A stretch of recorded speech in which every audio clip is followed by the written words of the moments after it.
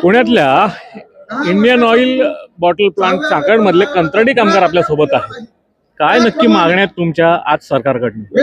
आमचे जे कंत्राटी कामगार आहेत ते अनेक वर्ष काम करत आहेत तिथे, त्या कामगारांना कायमस्वरूपी करून घेणे आणि जे शोषण चाललेले आहे कामगारांचे ते कंत्राटदार असू दे, अधिकारी असू दे, यांच्याकडून जे शोषण चाललेले आहे ते थांबवावे. महिला कामगार आहेत त्यांना कामावरून काढून टाकले, त्यांचे किमान वेतन मिळत नव्हते त्यामुळे त्यांना कामावरून काढून टाकले. ते कायमस्वरूपी त्यांना कामावर करून घ्यावे. किती कंत्राटी कामगार आज त्या कंपनीत काम करतात? 75 लोक कमीत कमी कंत्राटी कामगार काम करत आहे. आणि किती वर्ष झाले तुम्ही तिथे काम करताय? 16 वर्ष झाले ते काम करत आहे. काय झालं की आपल्या ज्या 5 महिला काढल्या, आम्ही पाठपुरावा करून लेबर कमिशनर पुणे इथे पण आम्ही केस टाकलेली.